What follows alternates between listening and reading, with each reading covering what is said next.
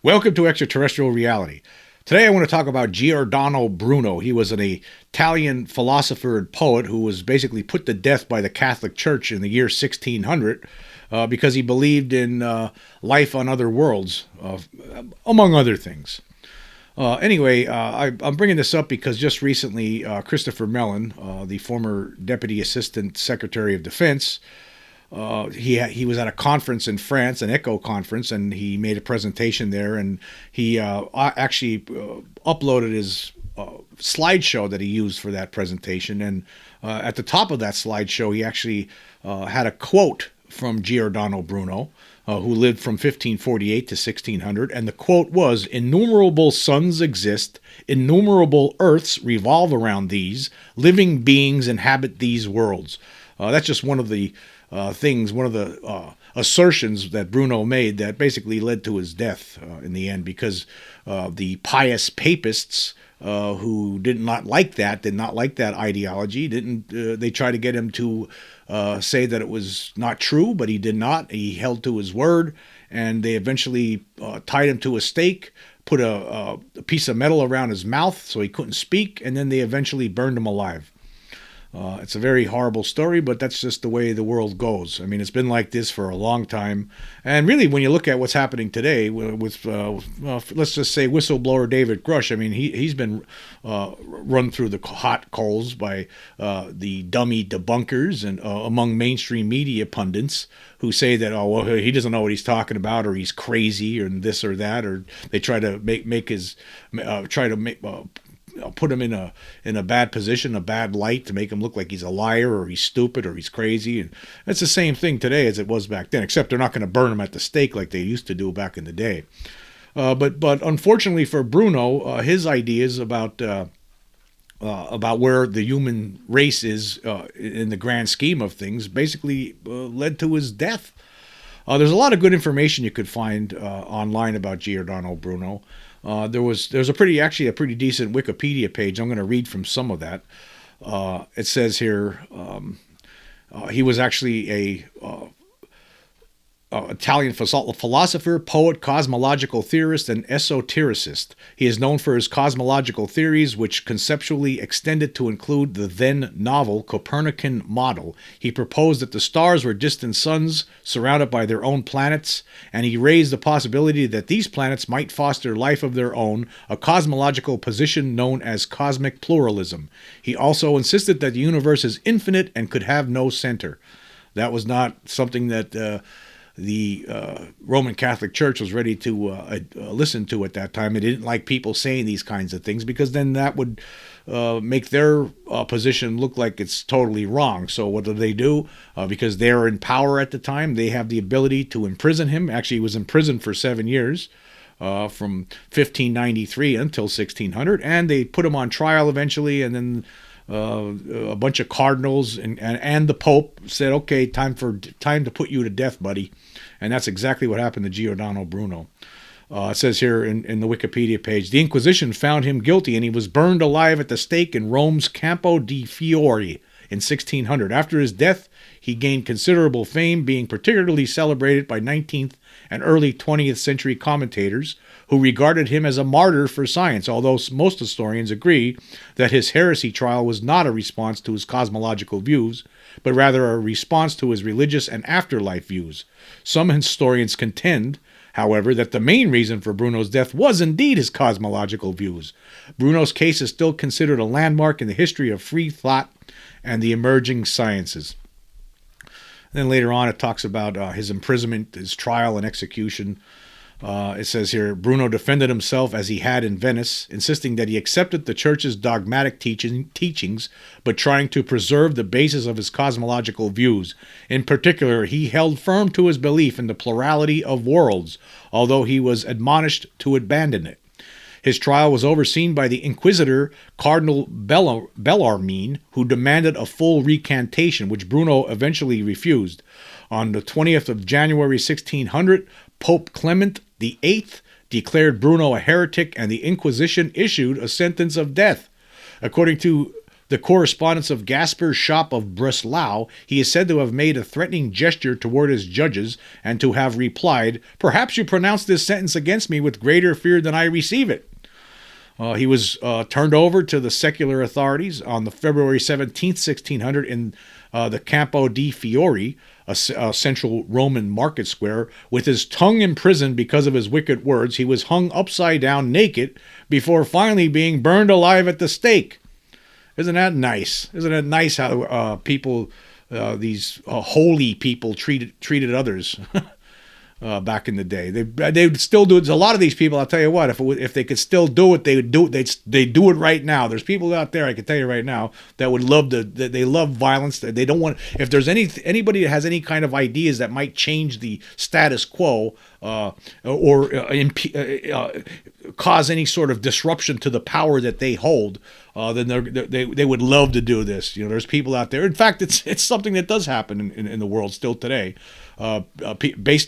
Because of religious beliefs, people get burned or tortured and murdered on a regular basis still to this day. Now, of course, the Catholic Church doesn't do those kinds of things today, but they did. They used to, and this guy suffered the worst consequences for just speaking his mind in a time when he probably shouldn't have. But I guess the good thing about this is that he still lives today. His ideas live today, and he is viewed as a hero of free speech. And it's something that we all strive for. Many of us want to be able to speak freely about our views on aspects of our place in the universe. But at that time, that was not it led to this. It led to a horrible end. Here's actually something more on this from a website called The Collector. Actually, now Bruno, he was a wanderer. He wandered through Europe and wrote different books about that had contained his ideas. And here's what it says. It says here, upon his arrival in England, Bruno had already embraced his reputation as an agitator within academic circles.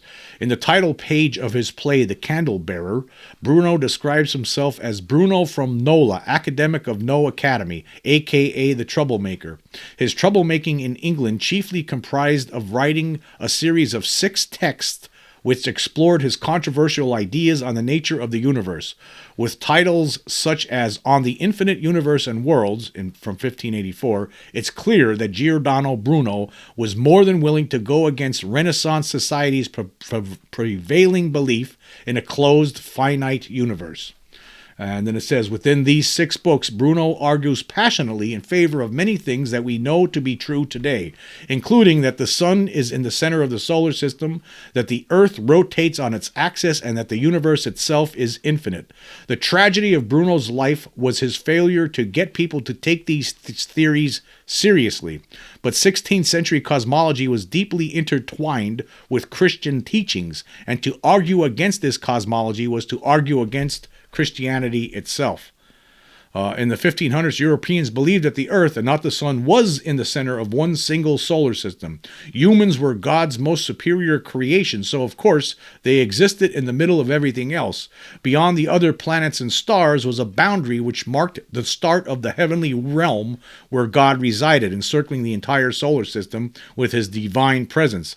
In Europe, the vision of the universe was the accepted status quo for many centuries. Bruno's insistence that the universe was infinite posed serious theological dilemmas. If the universe extended out into space and time forever, then where exactly was God's realm located among the endless planets and stars? Rather than God encircling Earth and the stars with his divine presence in Bruno's infinite universe, God was far less visible. For Bruno's critics, this was a deeply troubling absence. Furthermore, if the universe was full of infinite solar systems, as Bruno claimed, what was so special about the Earth? After all, the Bible makes no mention of other planets. Did God actually create an infinite number of planets? If so, why is this not included in Scripture? The Polish astronomer Nicholas Copernicus had previously argued that the universe was heliocentric, but even Copernicus hadn't gone so far as to theorize that there were infinite Earths and infinite suns just like ours. Bruno's theories unsettled the natural hierarchical order of traditional finite universe, where humans were at the center of a creation that God, the Maker, encircled with his protective divine self. Needless to say, Bruno clashed with English scholars over his controversial views.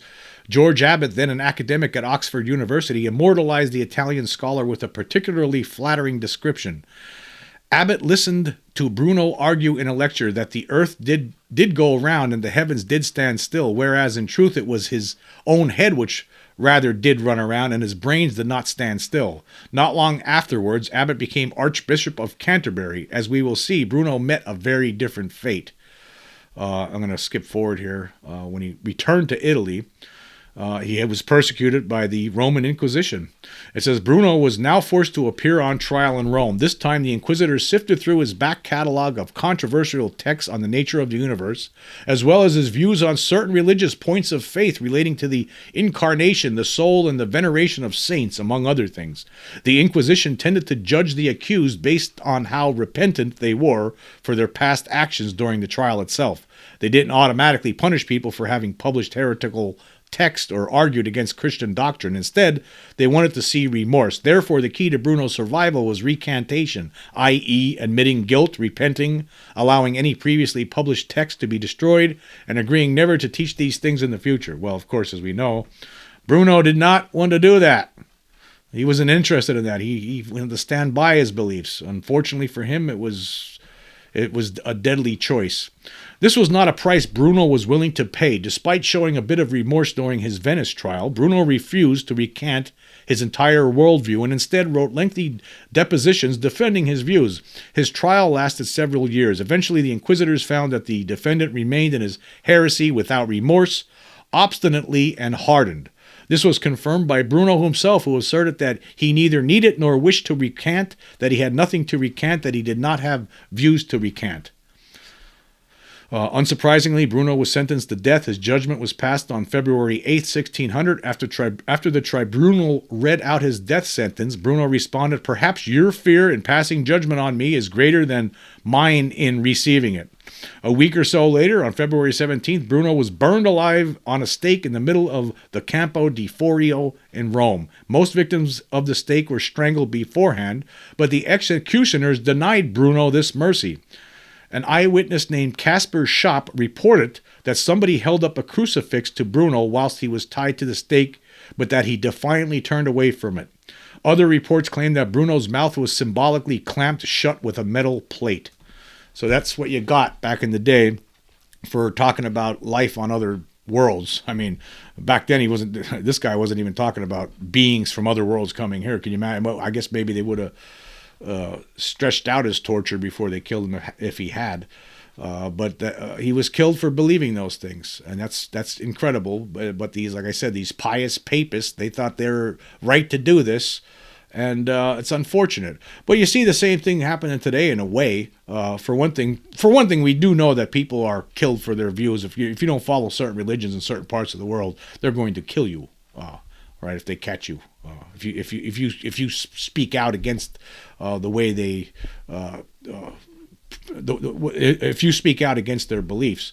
But here in the United States, what happens when people try to push for the truth, try to push for the disclosure of the truth, they get run through the mud. I mean, they get dragged through the mud. The people try to ruin their lives. You see this happening with people like David Grusch, basically. I mean, there was most certainly hit pieces were written about him. They drummed up his past where he had some PTSD issues, and police had to be called to his house.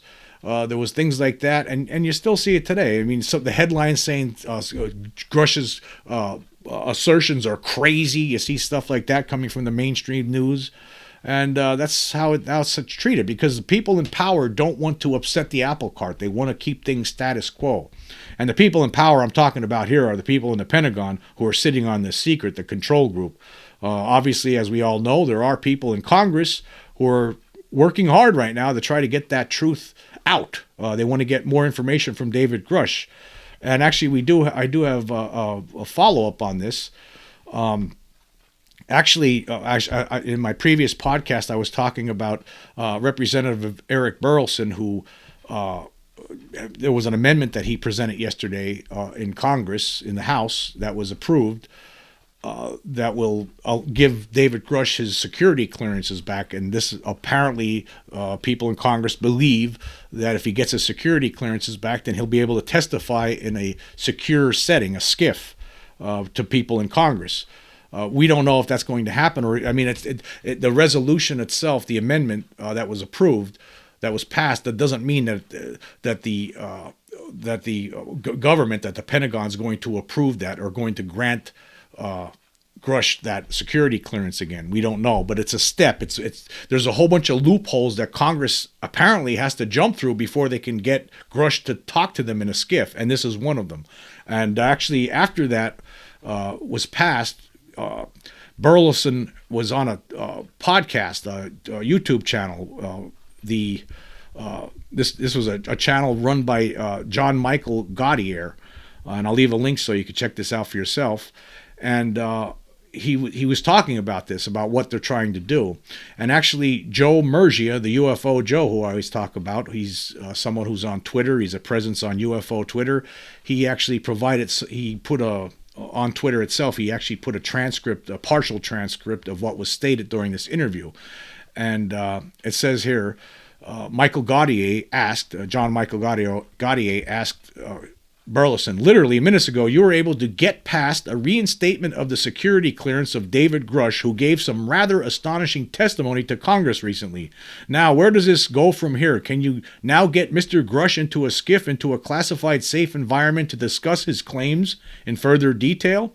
And Burleson responded, this is one of the first steps, but there's another effort tandem to this, where we're trying to get at least the Inspector General to release to us Grusch's comments and his entire report that he had submitted to the Inspector General. And if we can get that, we're getting quite a bit of information. And then I would prefer that we then have the hearing with Grusch. Well, he doesn't really mean hearing, it would be a closed hearing with Grusch again in a SCIF after that, so that we can ask questions based on what we've read. And then John Michael Gaudier asked, I see, so you can do follow-ups based on the report itself. Now, are you seeing any sort of pushback in these efforts in trying to get closer to this? And Burleson responded, yeah, I think there's generally the sense of no one is responsible for UAP. No one's responsible for tracking down reports. And what we continually hear is, it's not in the mission of our agency to do that. I mean, that might be true, but that's often where we get the first pushback. When it comes to asking for Grusch to get into the SCIF, he says hearing here, but he meant SCIF, I think Tim Burchett was the one that made the request and has been denied. And the excuse that was given is that his security clearance has lapsed. Therefore, I'm just trying to eliminate the objection, or at least this objection, and then hopefully we can do that. Then we can get in the SCIF. But if not, then we'll start seeing that this is a complete pushback. They don't want us to know what's going on. Yeah, so basically what Burleson's saying is they're trying to get this, they're trying to meet this hump. You know, they're trying to say, okay, well, if we get his security clearances back, that's one of the objections. So if they get it back, so we'll see what happens then. But we know what's going to happen then. All of us know what's going to happen then. There's obviously the control group doesn't want people to know what's going on. This is ridiculous, as I've talked about all the time. Again, we have elected officials having to jump through hoops with unelected officials to try to get information about what David Grusch knows. It's insane. It's absolutely insane. It doesn't make any sense to me. Now, again, I know there's going to be the argument out there from people in the Pentagon would say, and people who stick up for the Pentagon would say, well, hey, if what Grusch knows has something to do with national security, then that's the way things are. The Pentagon calls those shots. I understand that, right? I understand that. Okay, you recover crashed alien craft, right? And you're trying to reverse engineer it. Okay, that is national security. What you're trying to do there is national security. You can't let that information out. You can't get anything that you learned by trying to reverse these craft out to the public. I get that, because you're trying to make your own kind of craft. That makes sense to me. However, the other part of the argument is that you're keeping secret the reality that there's an extraterrestrial presence here by doing this. So you keep one part of it secret. Yeah, that makes sense. What you learn reverse engineering this stuff, yeah, keep that secret. We get it. I get it, right? But the reality that there are extraterrestrials here, you can't keep this secret anymore. It's time for the world to know. That's my argument about this. But yet, like, look at what our elected officials have to do to try to get this information. It's ridiculous. It's absolutely ridiculous. And I'm not sure how this is all going to play out in the end. I don't know. I don't know if we'll ever get it. They're going to keep fighting it. They're going to keep fighting it.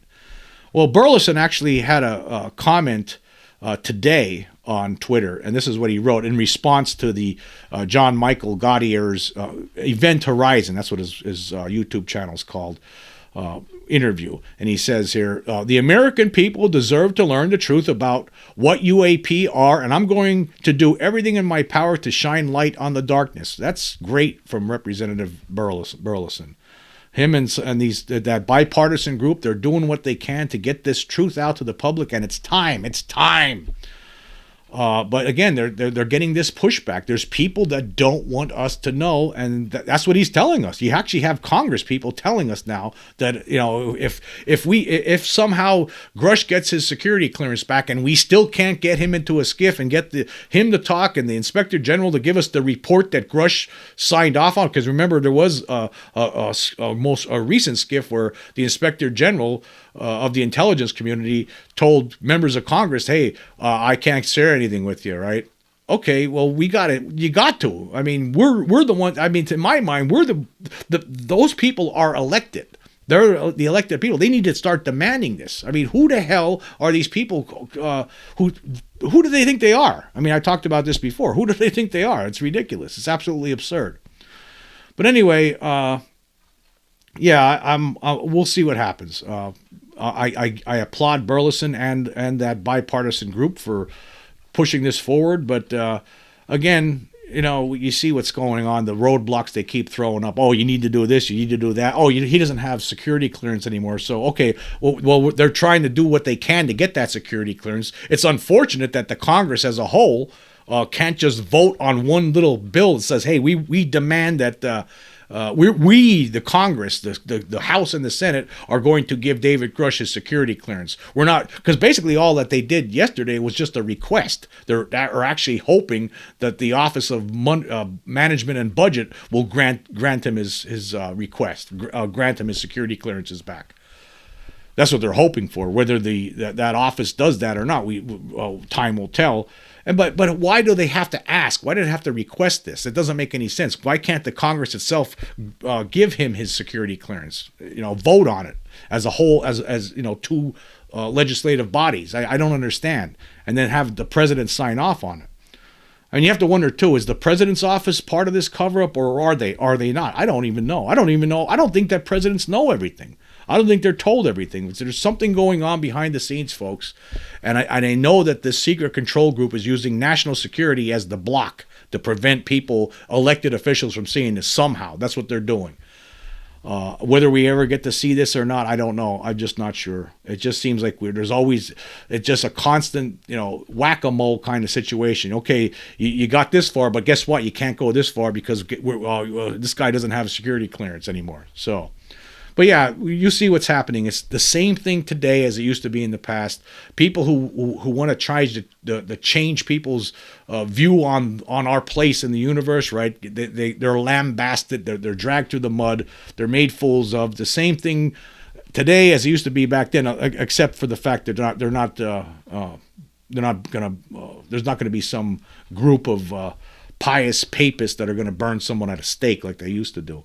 But that's how they used to handle things in the past. And basically it's the same thing now. There are people out there, I'm telling you right now, who hate change. They just want to keep the status quo. They have certain belief systems, and for all we know, there are people in the Pentagon who don't want this information to get out to the public because of their religious views. We've heard this before from Lou Elizondo saying that there are people in the Pentagon, because of their religious views, they don't want the world to know the truth about the extraterrestrial reality. That could be part of this too. Again, that was something that Lou Elizondo said, and that's something else that we need to be concerned about. These people in power that's the unelected officials in positions of power are basing what to do on their religious beliefs. If that's going on, that's absolutely absurd in this day and age. But it very well could be. Anyway, I want to say thank you all for joining me. Until next time.